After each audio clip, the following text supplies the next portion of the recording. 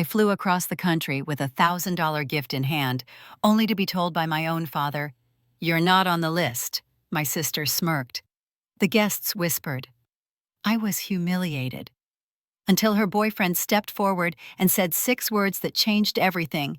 "She's my boss at Vertex Technologies." What happened next shattered years of family lies and might just change how you see loyalty power and what it really means to come home. Stay with me, because this isn't just a story about revenge.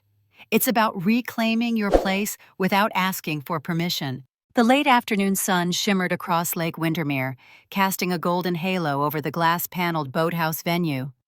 Guests in summer linen and pastel dresses clinked champagne flutes and laughed under string lights that hadn't yet begun to glow. From a distance, it looked like a dream, the kind of picturesque scene you'd find in an expensive lifestyle magazine.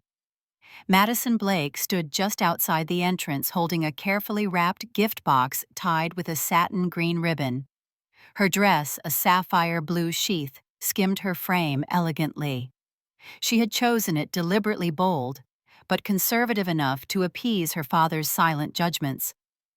On her wrist was a simple silver bracelet her mother had once gifted her in high school. It was the only thing she wore that felt sentimental.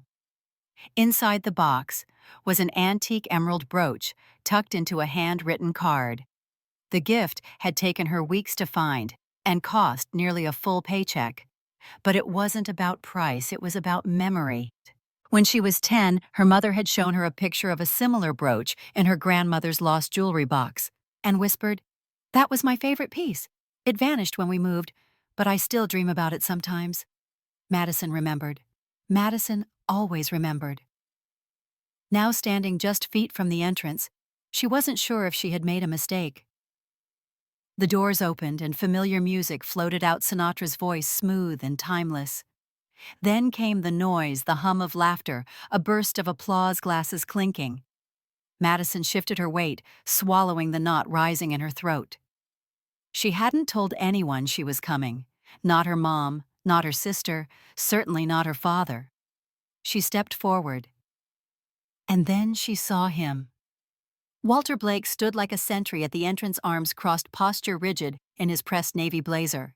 The same unbending spine he'd kept all her life, in family dinners, in parent-teacher conferences, and in silence when she cried behind locked doors as a child. "Madison," he said flatly. "Hi, Dad," she replied, her smile faint but steady. "Happy birthday to Mom." He didn't return the smile. Instead, he glanced down at the clipboard in his hand, tracing a finger down the guest list as if she were a stranger attempting to breach a celebrity event. "You're not on the list." Her lips parted, but no sound came. For a moment, the ground tilted under her. "There must be some mistake," she said, adjusting her grip on the gift. "I spoke to Mom earlier this week. She said she'd love to see me." His mouth set into a harder line. The list was finalized by people actually involved in planning this event. Behind him, a figure stepped forward, Charlotte, her older sister, ever the perfectionist, in a soft pink dress that mirrored one their mother had worn in an old family photo. Her hair fell in loose waves around her shoulders. Her arm was looped around a tall man Madison had only ever seen in Facebook pictures, Jesse, her boyfriend. Charlotte's smile was sweet, too sweet. "Maddie." "Oh. I didn't know you were coming." "Really?" Madison replied, forcing calm into her voice. "I called Mom 3 days ago. She probably forgot." Charlotte shrugged. "You know how she gets flustered when she's overwhelmed?" Madison's gaze swept past them into the glowing venue. She could see her cousin Tara chatting animatedly with their uncle near the dessert table. She saw the old family friend from Oregon, and even Mrs. Chan, their neighbor from 30 years ago. She did not see her mother. The murmurs started before she could respond. "Is that Madison?" someone whispered behind a manicured hand. "I thought she moved out east and cut everyone off. I heard she didn't even call her mom last Christmas." Charlotte didn't bother lowering her voice. "It's a little awkward, isn't it? Showing up after so long and expecting." Walter cut her off. "This party is for people who show up for family, not for those who think sending a holiday basket makes up for everything else." The words landed like a slap, and for a moment Madison could feel her breath catch. She glanced at Jesse, who looked suddenly uncomfortable, eyes fixed on the ground. His grip tightened around Charlotte's waist, then dropped entirely. This wasn't an accident. This wasn't a misunderstanding. This had been planned. She inhaled slowly. Her fingers tightened around the green ribbon, then loosened. Carefully, without a word, she extended the gift to her father. "Please give this to Mom," she said, voice calm, eyes steady. "Tell her I love her. And happy birthday." He hesitated, not expecting grace. But he took the box. Madison turned. Her heels clicked softly against the stone path as she walked away, spine straight, shoulders back. She passed by guests, pretending not to look. She passed by her sister's smug silence. She passed by the sting that clawed at the back of her throat. She would not cry. Not here. Not for them.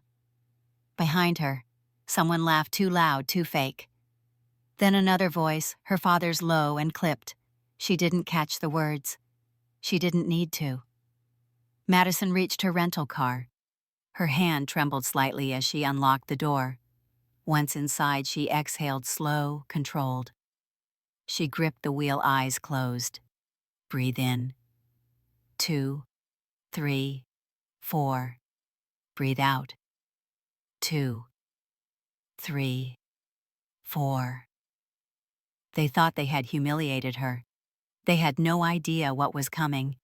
Before she became the woman calmly handing over a $1,000 gift and walking away from a family that didn't want her. Madison Blake had been a quiet child with wide eyes and a heart that bruised easily. She'd grown up in a 2-story colonial in northern Illinois, nestled between sprawling cornfields and suburban silence. The Blake household was tidy proper, where feelings were folded up like sweaters and placed neatly out of sight.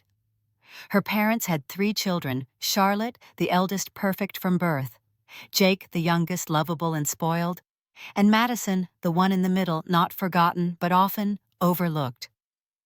Charlotte was a prodigy. At least that's how it felt. By 2nd grade, she was winning spelling bees and piano competitions. Their parents framed her certificates and rearranged furniture to make space for her trophies. Diane, their mother, beamed at Charlotte's every accomplishment, but it was Walter who really inflated her crown. Our little genius, he'd say, at family dinners, nudging her chin upward with pride. Jake was the baby, and everything about him was just a phase. He broke vases, just energetic, lied about skipping class, boys will be boys. If Madison had done any of those things, there would have been lectures, disappointment, even grounding. But for Jake, there were chuckles and head pats. Madison did her best to find her own lane. She liked to build things, forts in the backyard, miniature houses out of popsicle sticks, a solar system model made from paper mache and pipe cleaners. She worked on that model for 2 weeks in the 6th grade, mixing paint late into the night, until Saturn's rings were just right. At the science fair, she took 3rd place. It wasn't first. It wasn't even second.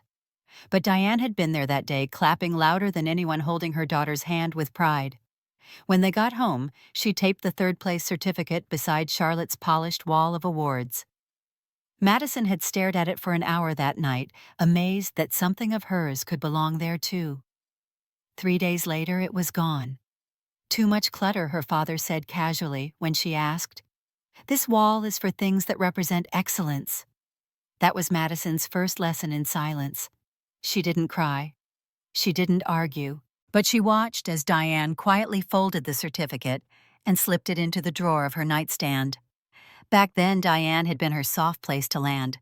While Walter doled out judgment, Diane offered sanctuary in small gestures, an extra scoop of ice cream, a warm hand resting on hers during tense dinners, whispered words like, "You don't have to be like them.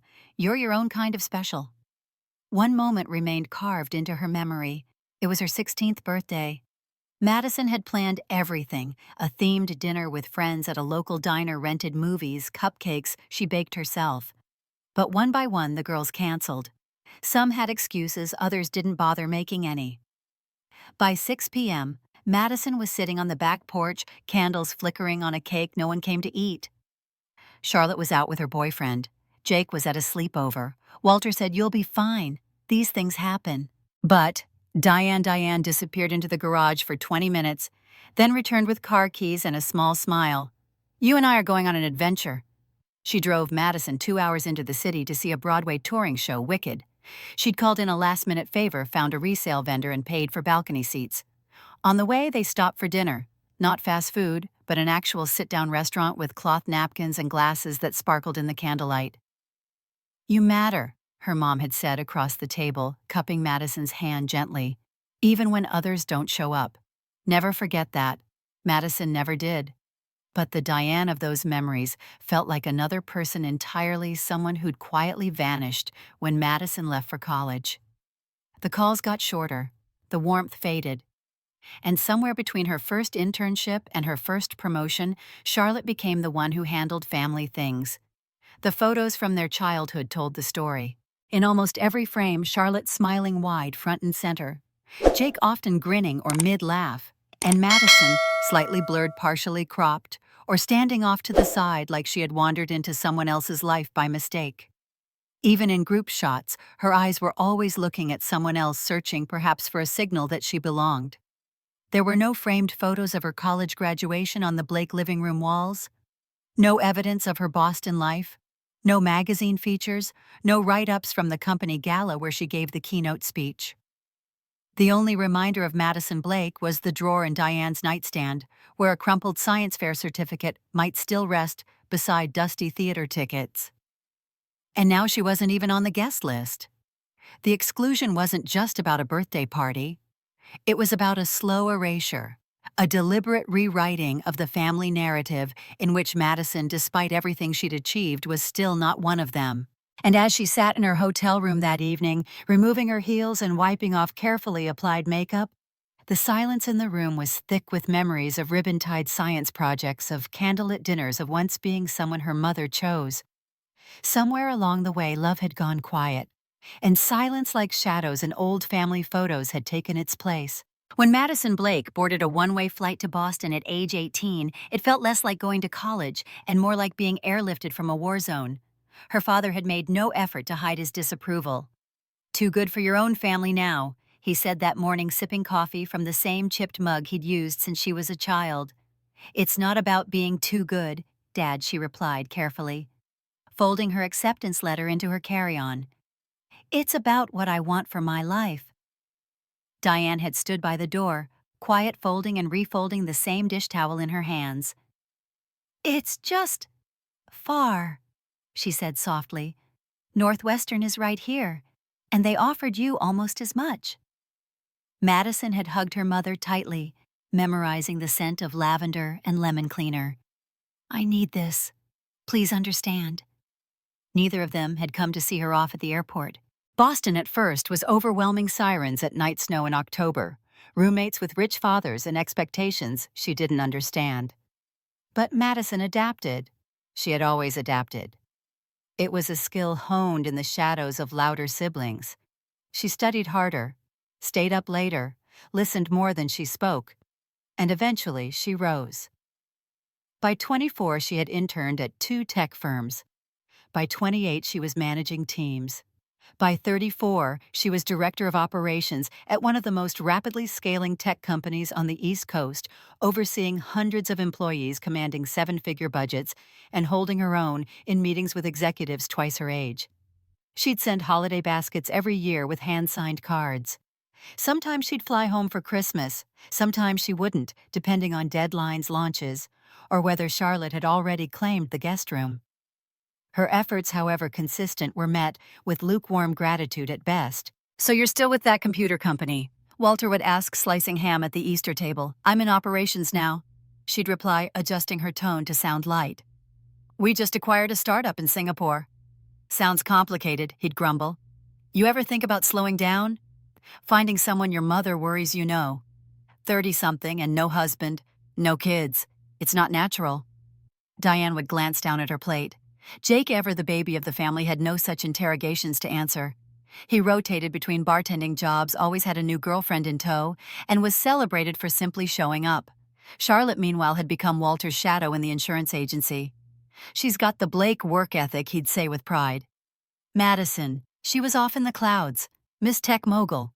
the computer girl. But the breaking point came 3 Thanksgivings ago. Charlotte had cornered her in the kitchen. The tension had been simmering for years, but that night it boiled over. "You really think you're better than us, don't you?" Charlotte hissed, her hands gripping the countertop like a lifeline. "Excuse me?" Madison had blinked, caught off guard. "Everything about you screams, I escaped. You live in some glass tower? Send your little baskets, and then what? Act like your family when it's convenient." Madison felt her heart thunder, but she kept her voice level. "I never said I was better. I built my life. I worked for it. That's not an insult. It's just the truth." Charlotte's jaw had tightened. "You left. We stayed. Don't pretend you know what it's like here dealing with everything." Behind them, Diane was slicing pumpkin pie in the dining room. Jake was watching football. Walter scrolled through emails. No one intervened. No one even looked up. Madison set down her fork and stood. "I think I'm done." She packed her things quietly, called a car, and flew back to Boston that night. No one called to check in. No apology texts, not even a "Did you land safely?" Just silence. And over time, even that silence hardened into something unmovable. The next family gathering came and went without invitation. Christmas was a photo album Charlotte posted online, matching pajamas, cocoa mugs, smiles as bright as the holiday lights. Madison's name was never mentioned in the caption, not even a tag.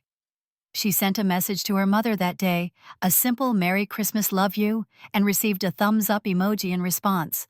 She cried that night alone in her apartment overlooking the Charles River, the city glowing outside her floor-to-ceiling windows like it was trying to console her. But she also felt something else: relief.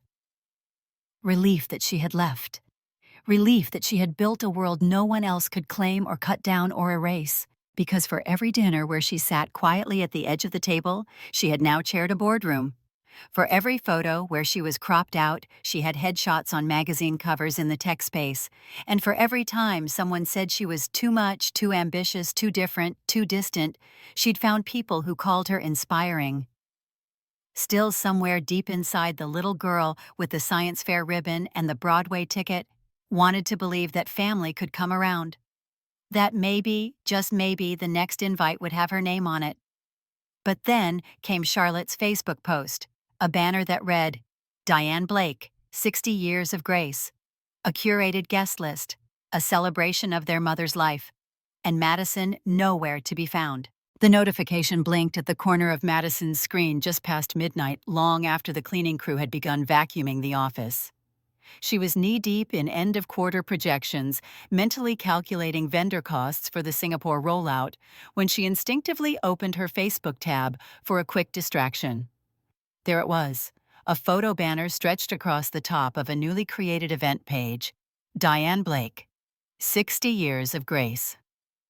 The image showed her mother standing on a garden path surrounded by spring blooms, a soft smile on her face. The words, "Join us to celebrate Diane's 60th birthday," danced across the screen in elegant script. The host, Charlotte Blake. Madison stared at the glowing display in disbelief. A list of going attendees appeared below the header, 84 names and counting.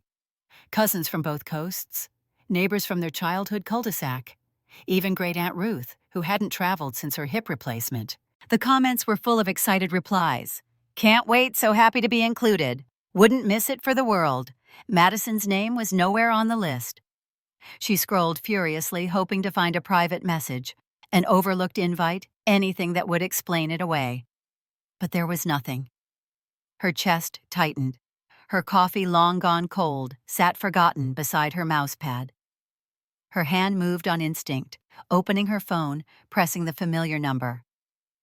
It rang twice before her mother answered. Diane's voice was soft, tentative. "Hi, Mom." She tried to keep her tone casual. I saw the Facebook event." A pause. "Oh, that..." Diane set her voice suddenly a notch higher, like she was trying to sound breezy. "Yes. Charlotte's been organizing it for weeks. Isn't she wonderful I didn't get an invitation?" Another pause. This one stretched out awkward and brittle. "Well..." Charlotte said you were busy, that you mentioned a big project. Singapore. That's not until next month. Madison closed her eyes, rubbing her temple. I never said I couldn't come. Her mother exhaled, almost as if in defeat. Oh. Well, I'm sure it was a misunderstanding. It wasn't. Madison knew that. Charlotte had engineered it. This wasn't forgetfulness. It was erasure. Still, she kept her voice level. I'd like to be there, Mom, if it's all right with you. Diane hesitated, and for a flicker of a second, Madison thought she might say no. But then, of course, sweetheart, of course you should come. The call ended shortly after. Her mother had sounded hesitant, not cold, not cruel, but wary. And that perhaps stung most of all. Back at her desk, Madison stared at the cursor blinking in her spreadsheet. The projections could wait. She opened a new tab and booked a flight to Chicago, first class, Friday arrival, $2 or $147. It hurt to spend that much on a single weekend, but this wasn't just any weekend. This was a moment she couldn't afford to miss. Then she opened another tab searching antique jewelry shops. The brooch came from a small estate vendor in Vermont. Deep emerald green, set in gold, almost identical to the one her mother had admired when Madison was just a girl. She paired it with a spa package at a lakeside resort Diane had mentioned once in passing, a wistful, maybe someday, as they'd browsed online vacation photos years ago. The total came to just over $3,000. Madison hesitated only a second before clicking confirm. The next morning she pulled out her closet options like she was preparing for war. She needed something polished, professional, but approachable. Strong, but not threatening. Eventually, she settled on a sapphire blue dress with a modest neckline and tailored waist. It brought out her eyes. Her heels were silver elegant, but not flashy. The earrings were pearl studs her mother had given her for her college graduation. She tried everything on at once, dress shoes, earrings, then stood in front of the mirror, hands resting lightly on her hips. Not too much, not too little. Just enough to remind them who she was. That night she sat cross-legged on her bed, laptop open, practicing what she might say if when she saw Charlotte. It's good to see you. Thank you for organizing this. I'm sorry about Thanksgiving. She wouldn't apologize for existing, but she would try not to burn bridges, not unless they pushed her first. Her assistant Rachel called around 8 a.m. the next day. Hey, I saw you rescheduled your Friday meetings. All good. Just a family thing, Madison replied. Big birthday. Did hell freeze over? Rachel teased gently. Something like that. She packed like she was preparing for a 3-day peace summit. Gift box wrapped in tissue card, handwritten flight, checked-in itinerary printed. Her suitcase held not just clothes, but armor. As she zipped it closed, her phone buzzed. It was a text from Charlotte. Heard you're coming. Just don't make this weekend about you. Madison stared at the message for a long time, her thumb hovering over the screen. Then she typed back, looking forward to celebrating Mom. And nothing more. The venue was even more beautiful than Madison had expected, a restored boathouse perched on the edge of Lake Windermere, its floor-to-ceiling windows reflecting the sunlit water like a mirror. String lights had already been woven through the beams, casting delicate shadows across the patio. Guests were sipping champagne laughter, rising above the soft jazz music drifting through the air. Madison paused just outside the main entrance, gift in hand. The sapphire blue dress hugged her figure with quiet confidence. Her heels clicked with purpose as she walked toward the double doors. She inhaled slowly, exhaled deliberately. She was ready. But the moment she reached the threshold, she saw him. Walter Blake. Her father stood like a soldier at the front entrance, dressed in a tailored suit posture, erect as if guarding a government building, not his wife's birthday party. A clipboard rested in his hand, the corner curled as if he'd been gripping it too tightly. He clocked her immediately. Madison, he said, voice flat. She nodded. Hi, Dad? No hug, no smile. Just that unreadable expression he'd mastered over the years, part judgment, part disdain. I'm here for Mom's birthday, she added, keeping her tone light. Walter glanced down at the clipboard and slowly ran a finger down the list. His lips thinned. You're not on the list. The words felt heavier than they should have, not because they were unexpected, but because they were rehearsed. Chosen. I spoke to Mom, Madison said, holding the gift a little tighter. She said I should come. She was probably just being polite, he replied, not looking up. This event is for people who actually make time for family.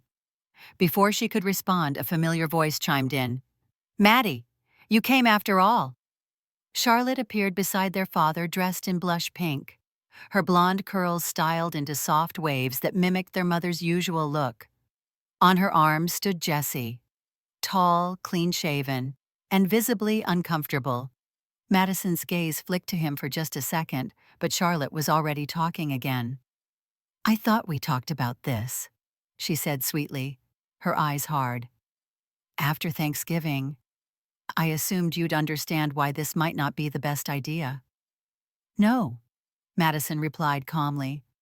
We didn't talk about anything. I talked to Mom. She wanted me here. Charlotte's smile was a masterpiece of condescension. She probably didn't want to hurt your feelings. You know how she hates confrontation. A few nearby guests turned their heads. The whispers started like wind through dry grass. Is that Madison? I thought she wasn't invited? Didn't she move away and ghost the whole family? Walter stepped in again. This isn't the place for drama. You weren't on the RSVP list. I'm going to have to ask you to leave. Charlotte nodded with false sympathy. It's just not the right time, Maddie. Madison stood still, the gift resting like lead in her hands. The moment felt surreal, like she had stepped into someone else's bad dream. Public rejection, carefully curated. And it wasn't an accident. She saw that now. This wasn't miscommunication. It was orchestration. Her breath caught, but her voice didn't break. I see, she said, quietly. Please give this to Mom.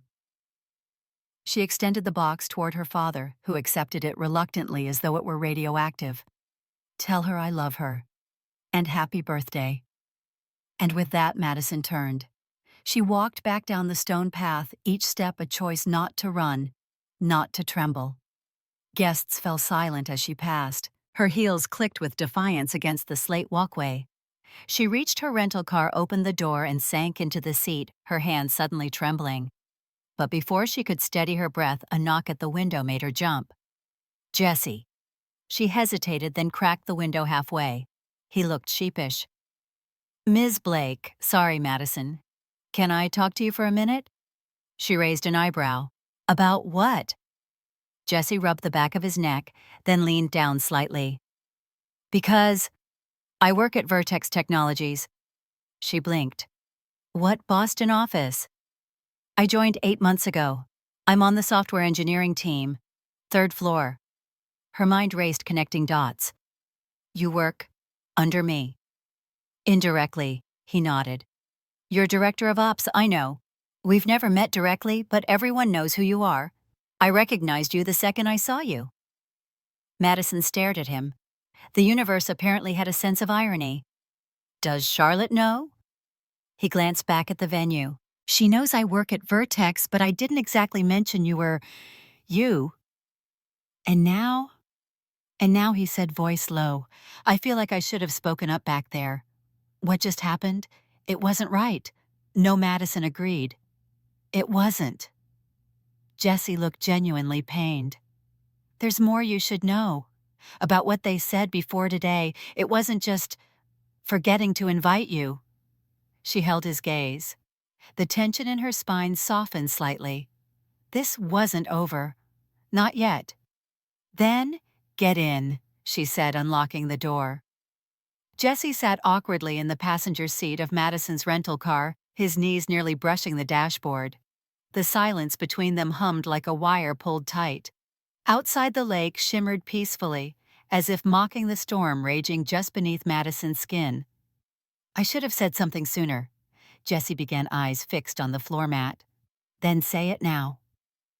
Madison replied, her voice calm but firm. All of it. He exhaled, leaning his head back against the seat. Last night, there was a sort of rehearsal dinner, mostly close family. I was in the kitchen getting drinks, and I overheard Charlotte and your dad. Madison turned her head sharply. They were going over the guest list, he continued. Your name came up. Your dad asked what they'd do if you showed up anyway. Charlotte just shrugged and said, "She won't, but if she does, we'll handle it." Madison's stomach twisted, but her face stayed neutral. They were almost laughing about it, Jessie admitted. Your dad said something like, "Let her feel what absence looks like." Charlotte said you had already RSVP'd no, that you were too busy with Singapore. I never said that, Madison said quietly. I figured he replied. Especially when I saw you standing there. The look on your face? That wasn't someone crashing a party. That was someone who'd been invited by the one person who actually mattered.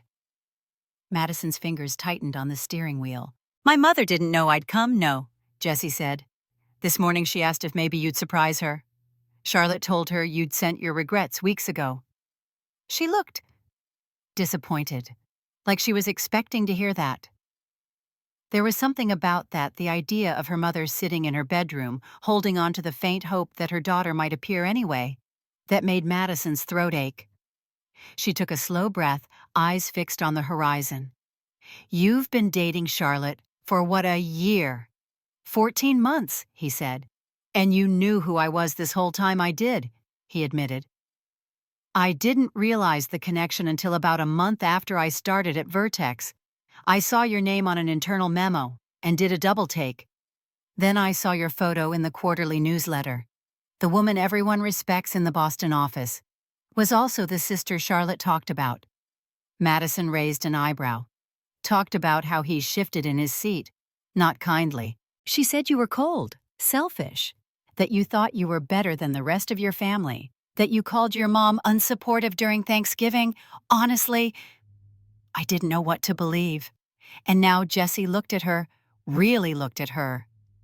Now I'm sitting next to the woman who just walked away from being publicly humiliated without raising her voice. The woman whose team back in Boston can't stop talking about how she makes everyone feel seen. Madison blinked, momentarily disarmed. You're nothing like how she described you, Jessie said softly. And I think you deserve to know the truth. She turned her gaze back toward the venue. From where they sat, she could just make out the curved rooftop of the boathouse, the string lights beginning to glow as the sun dipped lower. Thank you, she said after a beat, for telling me. I should have done it sooner. She shook her head. You were in an impossible position. Charlotte's your girlfriend. You were trying to keep the peace. That peace has a cost, he murmured. Yes, Madison said, her voice steadier now, and it's time they paid it. Jessie glanced at her, uncertain. What do you mean I'm not leaving? She said, her eyes locked on the water. I came all this way to celebrate my mother. And to be honest, this has been building for years. I just didn't realize it until now. You're going back in, Jessie asked, surprised. She turned to him, her lips curling slightly, not in a smile but something colder, sharper. I've been turned away enough in my life, she said. By my father. By Charlotte. I won't let them turn me away from my mother. Jessie swallowed. If you want, I can go with you. Madison looked at him for a long moment. Are you sure this is going to put you in a very awkward position? He shrugged. Already there. She smiled then, just a little. All right, let's go. She reached for her purse, checked her hair in the mirror, then stepped out into the fading light. Her heels clicked against the pavement with the rhythm of someone who had already made up her mind. At the edge of the path, Jessie hesitated. You're sure about this? Madison looked over her shoulder. I've spent too long letting them rewrite my story. It's time they heard the real version. With that, she turned toward the venue. The sun had dipped below the treetops, casting long shadows across the stone walkway. But Madison didn't feel the chill. Her steps were steady. Her dress moved like liquid confidence. And this time, she wasn't coming in quietly. She was bringing the truth, and she was wearing heels. The side door creaked open slowly, unnoticed at first, amid the clinking glasses and muted conversation. Madison stepped inside the venue with Jessie at her side, heels silent on the polished wood floor. The warmth of the room hit her immediately, golden light, the scent of floral arrangements, the low buzz of polite laughter, and beneath it, tension, the kind that lingers where secrets are kept. She scanned the room. Circular tables filled the space, white linen and glowing candles. A slideshow of family photos played across a mounted screen. Charlotte's graduation, Jake's baseball game, Mom's wedding anniversary dinner. Madison spotted one photo of herself, age 12, in the back row of a family reunion shot, barely visible. Jessie leaned toward her. "You still want to do this?" She nodded once, lips pressed together. He stepped forward, just as the music dipped between tracks, raising his voice just enough to carry across the room. "Excuse me, everyone," he said clearly and calmly. "I'd like to introduce someone." Heads turned. Conversations halted. "This is Madison Blake," Jessie continued. "Diane's daughter. And my boss at Vertex Technologies." The silence was immediate and deep. Across the room, Madison saw her mother lift her head, recognition flashing in her eyes. Madison Diane stood slowly, her linen napkin drifting to the floor unnoticed. Her voice cracked slightly. "You came?" Madison took a few steps forward, voice steady despite the pounding in her chest. "Of course I did, Mom. I told you I would." Charlotte appeared like smoke gliding between guests. Her expression stretched into something almost human. "Madison, what are you doing?" "This is a private event." "I'm aware," Madison replied, turning to face her. "I wasn't invited, despite telling you and Mom that I wanted to be here." "You said I never said I wasn't coming." Madison cut in. "But you told Mom I did. Didn't you?" All eyes were on them now? A few guests exchanged whispers behind raised glasses. Someone gasped audibly. Diane's brow furrowed, confusion blooming into concern. "Charlotte, is that true?" Charlotte's mouth opened, then closed. Her hands clutched the edge of a chair like it might steady her. Mom, Madison said gently, "I spoke to you 3 days ago. I told you I was coming. You sounded surprised tonight because you believed I'd said no." "But I didn't." Charlotte did. "Why would she?" Diane turned to her eldest daughter. "Because she didn't want me here," Madison answered. "She didn't want me to interrupt the version of the family she's built." Charlotte let out a brittle laugh. "Are you serious?" "Yes," Madison said, eyes narrowing. "This isn't the first time. For years you've been rewriting the story, telling them, I don't care that I'm too busy, too distant, too selfish. And they believed you because it was easier than asking me directly." Madison Walters said from near the head table, voice sharp. "Enough! No, not enough!" Madison snapped louder, now her voice carrying through the stunned silence. "I have been erased from my own family, one story at a time. And I let it happen, but not anymore." Jessie stepped forward. "I heard them last night, Charlotte and Walter, talking about what to do if Madison showed up. They planned to turn her away. It wasn't a mistake. It was deliberate." More gasps. A murmur rolled across the room like thunder across a field. Jessie, Charlotte said through clenched teeth, "You're confused. You don't understand how complicated this is." "No," he replied calmly. "I understand exactly. I've seen it firsthand." Madison turned back to the crowd. "I didn't come here to make a scene. I came to celebrate my mother. But I won't let the lies continue." Diane looked stricken. "Why would you do this?" Charlotte's composure cracked. "Because you always loved her more," she shouted, voice high and trembling. "Even when she got 3rd place in that stupid science fair, you still kept the certificate in your drawer. I was valedictorian, and you buried it in a scrapbook." A hush fell. Madison stared at her sister, stunned. "That's what this is about?" she asked softly. "A certificate from 15 years ago?" "It's about all of it," Charlotte cried. You left and you still get to be the star. You show up once every few years and everyone fawns over you. Diane stepped forward slowly, tears in her eyes. Charlotte, I didn't realize. You never do, Charlotte whispered. I love you both, their mother said, voice breaking. Differently, yes, but equally. Walter stood abruptly. We should take this discussion elsewhere. No, Diane said firmly, turning to him. No more behind closed doors. No more secrets. Her gaze returned to Madison, softening. I'm sorry. I didn't know. Madison's voice caught. I know. That's why I came. Around them, guests slowly turned back to their seats, murmuring and dazed. A few family friends offered Madison tentative nods, Uncle Ray, her cousin Elena. Aunt June mouthed, good for you. The truth had cracked something wide open. It wasn't pretty, but it was real. And for the first time in years, Madison felt like she was standing at the center of her own story, not at the edges of someone else's. The room they were led into was a modest side lounge. Low ceilings, muted lighting, and two small couches divided by a coffee table with a half-wilted floral centerpiece. Madison couldn't count how many family secrets had likely been whispered in places like this over the years, tucked away from polite company. Diane walked in first, her heels clicking softly on the tile floor. Her face had shifted from confusion to a weary kind of resolve. Walter followed, jaw-tight, eyes scanning the room like he was looking for an exit. Charlotte came in last, red-eyed. Her arms crossed her entire body, coiled like a spring. Jessie lingered at the doorway, unsure. Stay, Madison said to him gently. You heard the lies.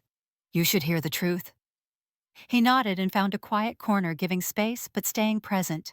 They all stood for a moment, unsure of how to begin. Diane broke the silence.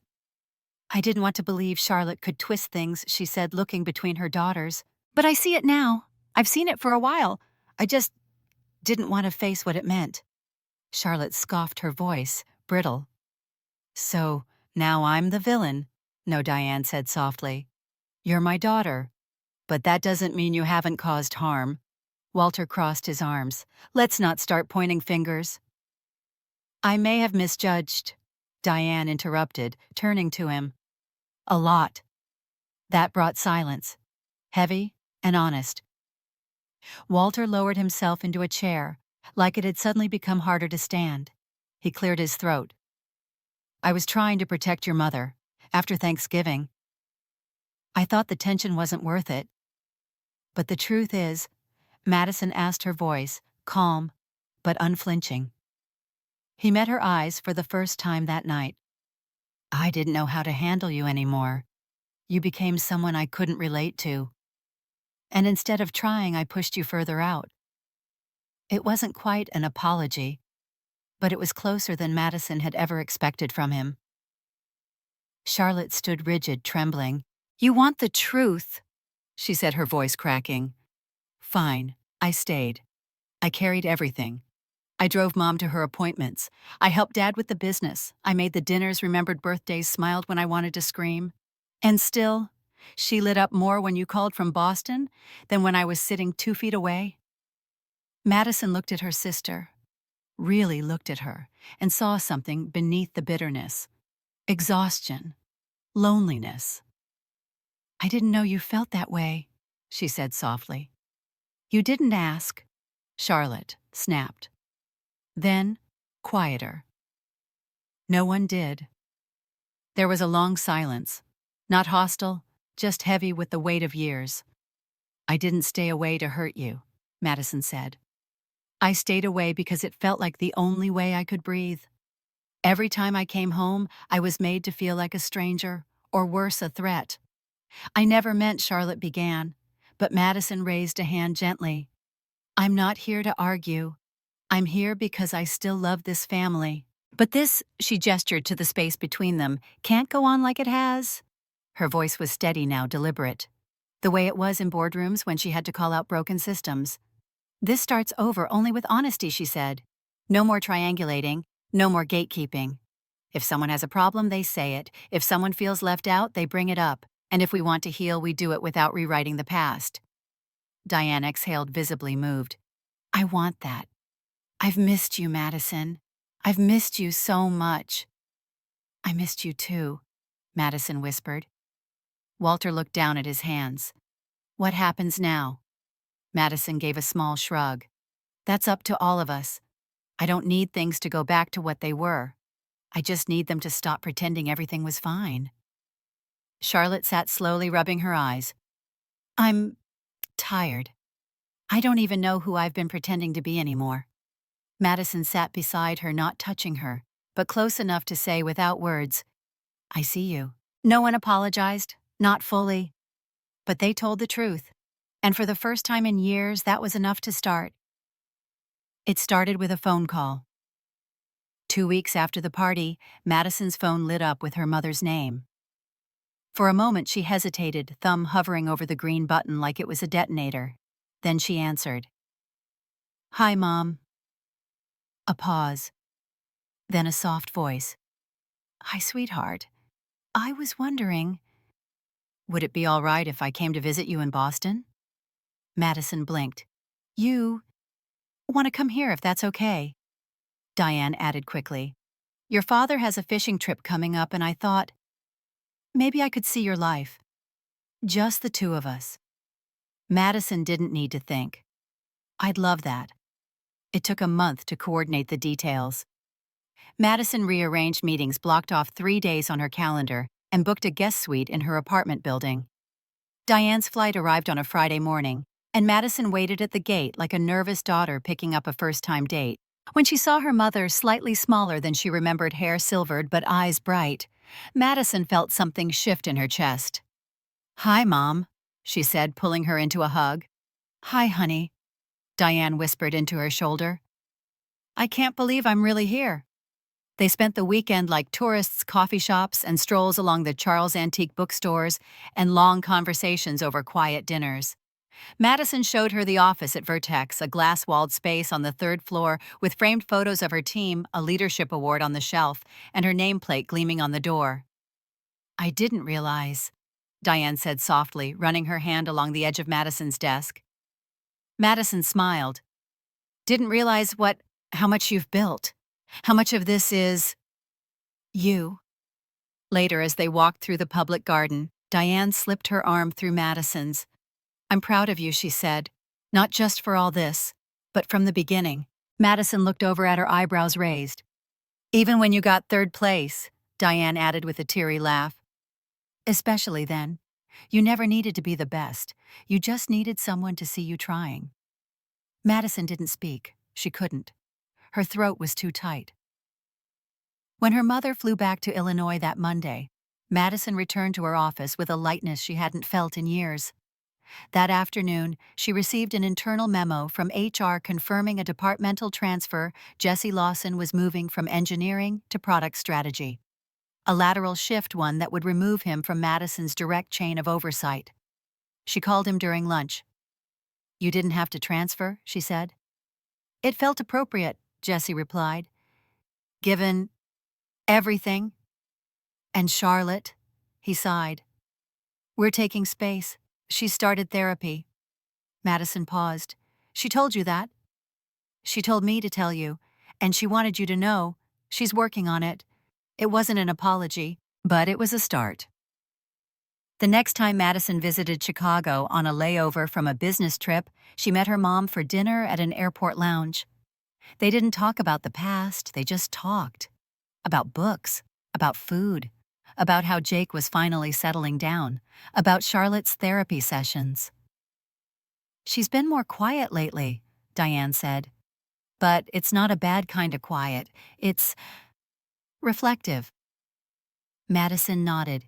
Healing is messy. It is, her mom agreed. But at least we're trying now. Walter had even started emailing her occasionally. Not much, usually a news article about the tech industry or a one-liner like, thought you'd find this interesting. It wasn't affection, but it was effort. By the time Thanksgiving rolled around, Madison made a decision she would host. It was a symbolic gesture, reclaiming the holiday that had once broken something in her. She rented an extra-long table, catered a hybrid menu of traditional favorites and modern flair, and invited everyone. Her parents, Jake and his girlfriend, even Charlotte. Charlotte declined, but she sent a basket with a handwritten card. Hope dinner goes well. Maybe next year. C. Madison left the card on her fridge for weeks. As guests filled her Boston apartment, laughter echoing off the hardwood floors, she felt for the first time in a long time like she wasn't playing a role. She wasn't the outsider. She wasn't the scapegoat.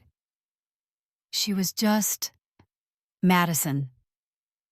Before they ate, Diane stood raising her glass.